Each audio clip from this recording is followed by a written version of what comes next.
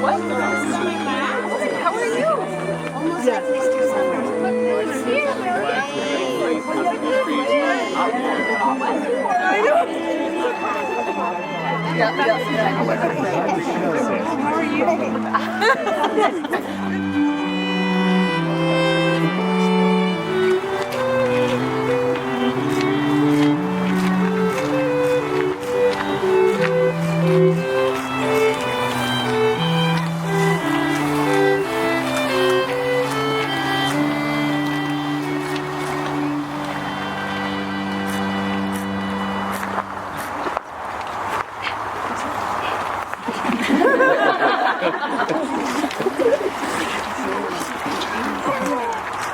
We begin with their favorite reading from R.A. Salvatore, and they've asked Carla's dad to read it.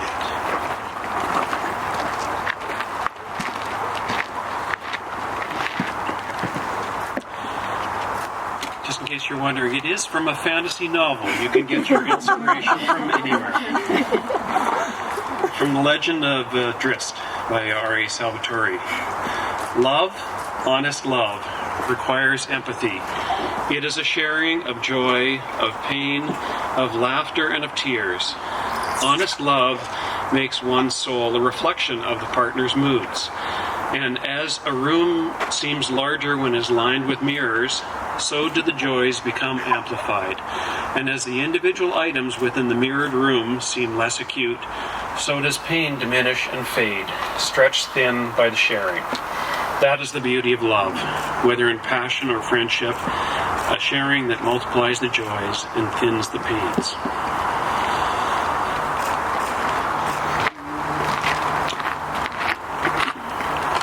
I've been asked to do something special for my granddaughter's wedding. Over the years, I've married many couples, and I've given them the option of having a short meditation, or call it a sermon, at their wedding. An option, you can have it or not. And most of them have had it. And over the years, I've preached about 5 minutes. My granddaughter said, "Grandpa, I want you to preach for 10 minutes." 10 minutes? Brace yourselves.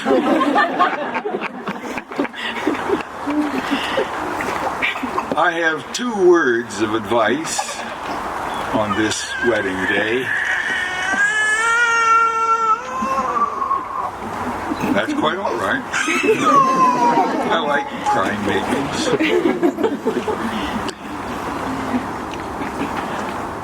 I have 2 words of advice. Have fun. And it's easy to have fun on your wedding day. It's easy to have fun when you go to Hawaii. It's easy to have fun when you're doing 85% of the things you do together. Sociologists tell us that we get along quite well. But then, what about the inevitable conflict? Being members of the human race, we have our hostility, our preferences, our idiosyncrasies, and my advice is, in the midst of the conflict, to have fun. The classic example in our home was when our kids were going to school. My wife and I had a fight at the dinner table, and we're shouting at each other like 2 little kids. And after we calmed down, I asked the kids, "How do you feel about this?" And Phil, who was 10, said, "Oh, you and Mom are just hollering about who's going to be the boss of the house." Cracked us up. Never asked the other kids how they felt. And another classic was at the dinner table. The father, I won't say who, was so upset that he took a bowl of salad and threw it all over the wall. And you know what they did? They laughed. kids and my wife were laughing. If anything ruins a good's mad, it's laughter. And then another time when the kids were gone, my wife and I had what might be called heated words, and we were going at it heavy and strong, and then we stopped and started laughing. Both of us got the giggles that the childishness and the childlikeness persist all through our lives. So when the inevitable conflicts come, my advice is have fun. And then, as you come to the crunch points in life, you know, those big days when you win or lose, you succeed or you fail. And when you succeed, there's exhilaration, and when you fail, there's utter despair.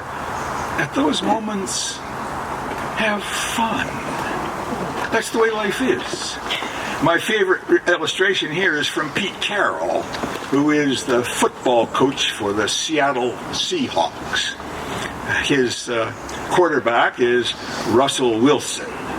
And you come to the end of the game is on the line, 2 minutes to play. If you call the right play and you execute, you're a winner. If you call the wrong play or you don't execute, you're a loser. It's despair. There are 80,000 fans screaming in the stadium and millions more watching on television. They call a timeout and Russell Wilson trots over to the side and the coach says, "Fun, isn't it?" And that's the way life is, the ups and downs, and we have fun in the successes and in the failures. And then as you get a little older, you develop routines. My wife and I have developed a new routine. I should tell you to begin with that she has a certain allergy to exercise. She refers to it as cruel and unusual punishment. And the way the routine develops is I say to her, every day actually, "Would you like to go for your walk?" And every day she says, "No." And I wait a little while and then I say, "Are you ready to go for your walk?" And she says, "No." And the third stage is, "Hey, it is time to go for your walk." Not long ago, when I said, "It is time to go for your walk," she said, she was taking the day off. And I waited a little while and I said, "Do you think it is fun to keep bugging you to go for your walk?" "Well, it is." And she got up and went for her walk. And she does every day. And I can tell you she is in much better shape because she does that. And so as you develop your routines, have fun with it. And then finally, all the way to the end, have fun. I had a funeral for a 79-year-old man. His wife was 78. On Friday night, they went out bowling with another couple, friends, and after they bowled, they went back to their house for refreshment and conversation. It was all very nice. They went to bed the next morning. She prepared his breakfast and said, "Your breakfast is ready." And he went to the table, but before he got to the table, he went and gave his wife a big hug. And she said, "Your toast is going to get cold." And he said, "You never mind the toast." And those were his last words. have fun right to the very end. Big children.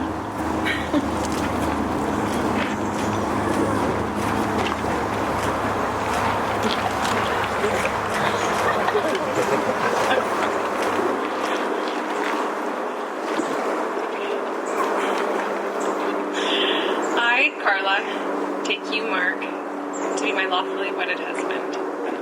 I promise to listen to you and learn from you, to support you and to accept your support. I will celebrate your triumphs and mourn your losses as if they're my own. I will love you and have faith in your love for me through all of our years and all that life may bring.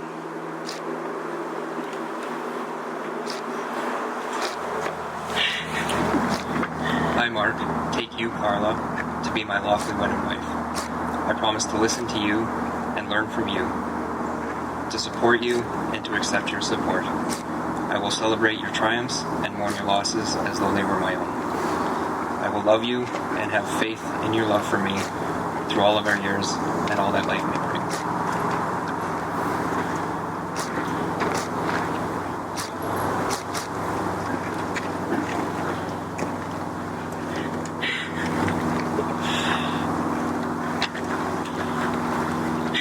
Mark, I give you this ring as a sign of my commitment and love for you. Let it be a reminder of the vows we've made to each other today.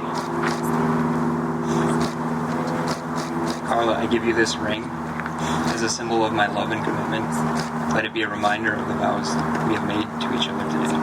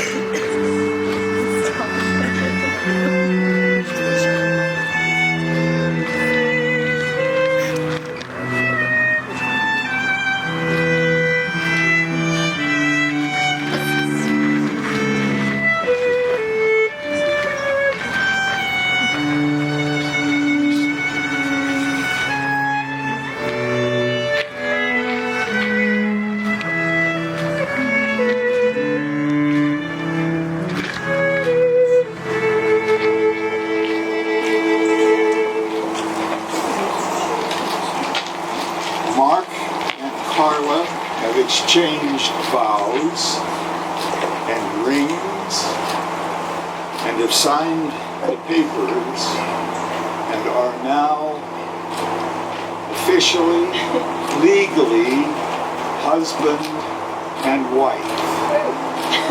May their dreams come true.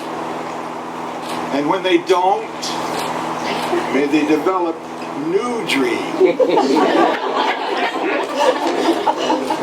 And many long years from now, may they be able to say to each other, "You have helped me live the life I wanted to live, and you have helped me to become the person I wanted to be.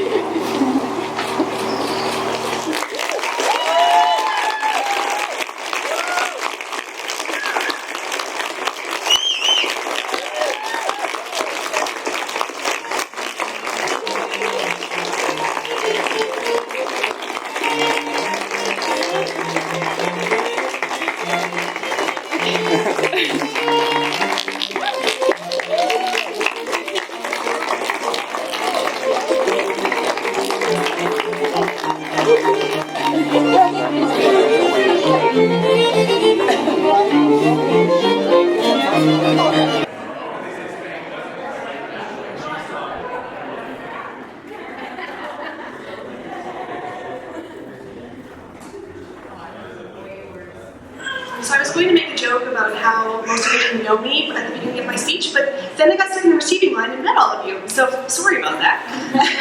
I guess we'll just move on to the more important substantive things. As now you all know, my name is Anna, and I've known Carla most of my life, my whole life. Our moms were pregnant together.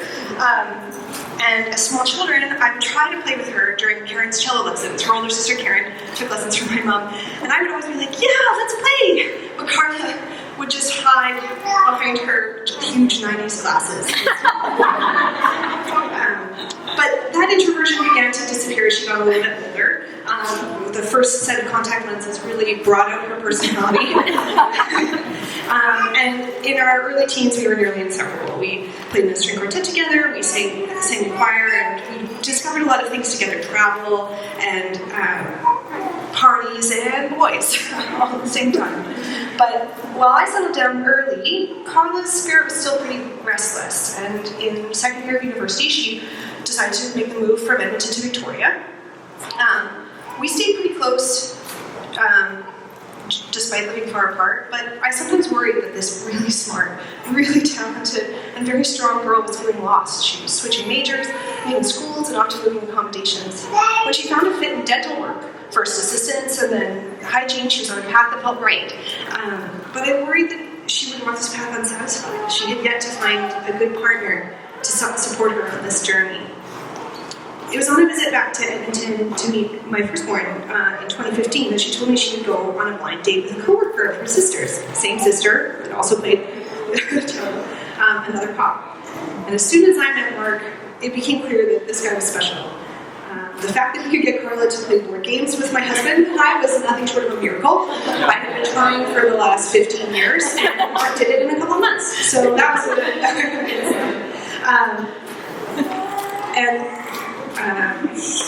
but I knew that when Carla started talking more seriously about moving to Edmonton, she started to envision the life she had long been searching for, and it was starting to take shape. And then, when Carla, the girl who had moved twice a year since she was 17, co-signed the papers on buying a house with this fella, it was undeniable she found a true place where she finally felt safe to grow some roots. Mark, you were calm and supportive in a way that centers Carla, while still letting her pursue her own separate interests. It has been a pleasure watching you two find common hobbies, from German classes to painting miniatures, but you still keep to yourselves. Carla continues to rock climb, even though that's really not your thing. I know you're very brave and go, but you don't have to. You still practice jiu-jitsu, and it's cool that Carla cannot high kick anybody, just like the kids yours. Carla, you are smart, beautiful, and deeply caring. You have been such an incredible support to so many people in this room that are here tonight, and I'm so grateful to have you in my life and my family's life. I love that you give all of yourself to the things and the people that you love, and I'm so happy that you have found someone that is deserving of all the love you have to give. Since you've been with Mark, I have watched you two grow together in ways that have brought out the best in one another. And I truly can't imagine two people whose strengths complement each other better. You, Mark, are her safe harbor, and you, Carla, are the wind in his sails. That's so cheesy, but I can't, it's also true. You two have built such a strong base for a healthy relationship. 1 second, honey. And the I know you are ready to take on anything together. Please help me welcome Mark into Carla's family and join me in a toast to the new couple.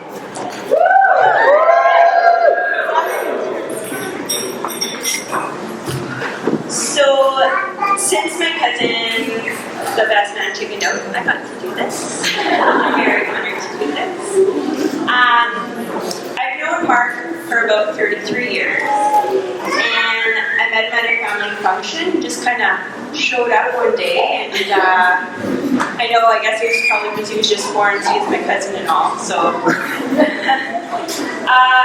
We're a very tight family, so everything we did, usually on weekends, was always with cousins, and we'd be running on the acreage, getting in trouble.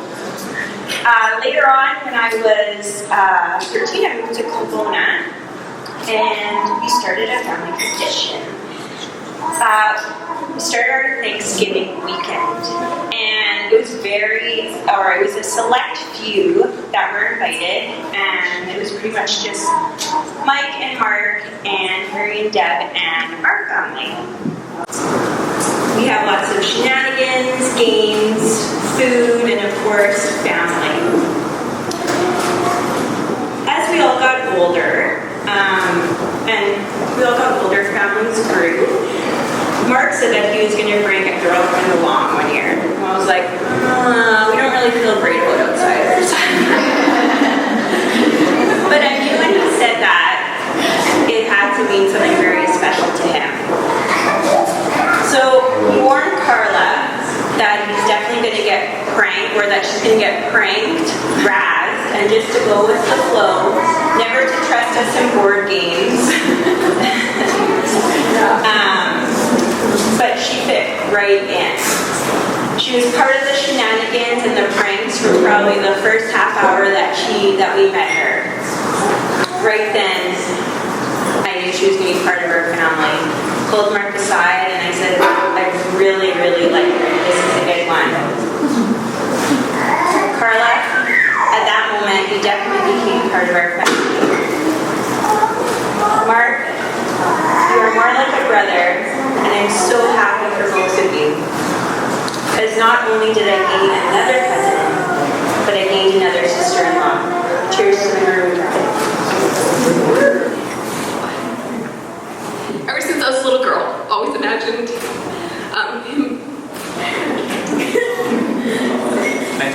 Yeah.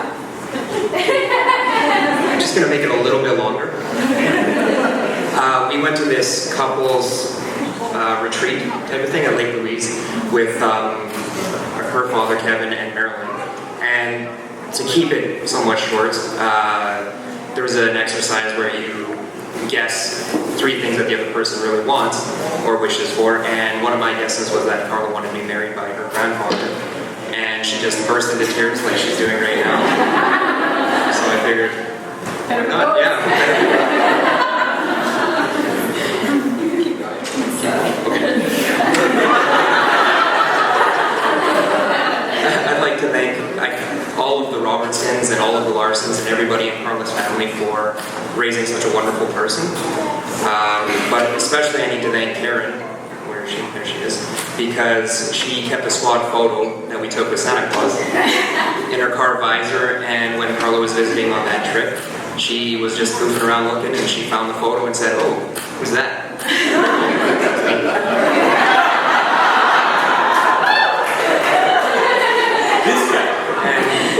And Karen set the whole thing up. We went on that blind date, and the rest is history. And then huge thank you to the Shrivers for same thing, really welcomed me in from the first dinner where Debbie made me vegan food without even making boo about it, making me really feel like part of the family right away.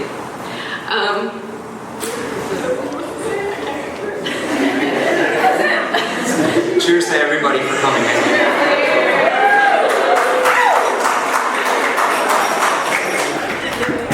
But who is the better kisser?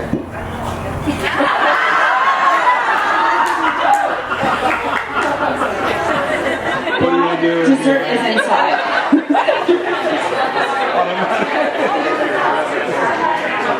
Who is your favorite person? I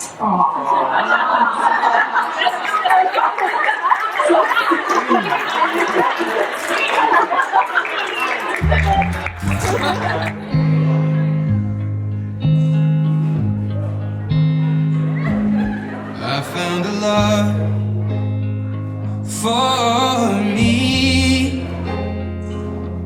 Well, darling, just dive right in and follow my lead. Well, I found a girl, beautiful and sweet. Well, I never knew you were the someone waiting for me. 'Cause we were just kids when we fell in love, not knowing what it was. I will not give you up this time. But darling, just kiss me slow. Your heart is all I own, and in your eyes you're holding mine. Baby, I'm dancing in the dark with you between my arms, barefoot on the grass, listening to our favorite song. When you said you looked a mess, I whispered underneath my breath, but you heard it. Darling, you look perfect tonight.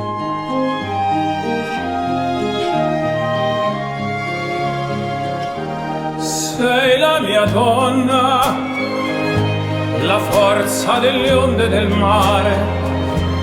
Cogli i miei sogni, i miei segreti, molto di più. Spero che un giorno l'amore che ci ha accompagnato diventi casa, la mia famiglia diventi noi. E siamo sempre bambini, ma nulla impossibile. Stavolta non ti lascerò. Mi baci piano ed io torno ad esistere, e nel tuo sguardo crescerò. Ballo con te nell'oscurità, stretti forte poi a piedi nudi noi. Dentro la nostra musica ti ho guardata ridere e sussurrando ho detto: tu stasera vedi sei perfetta per me.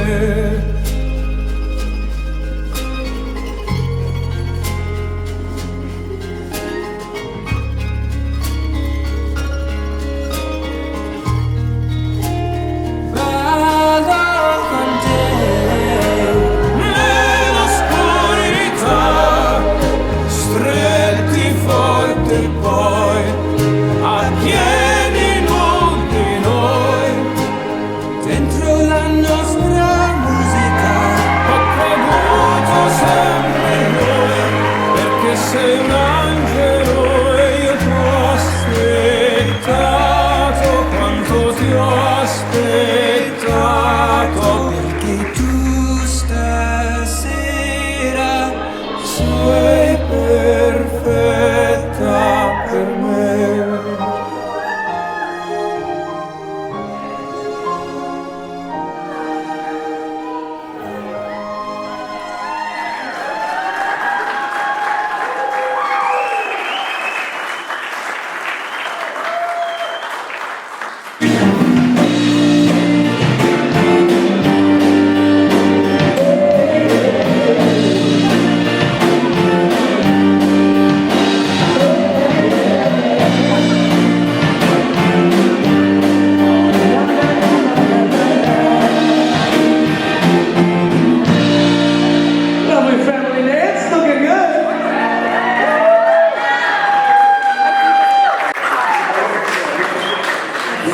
much, everybody. Congratulations.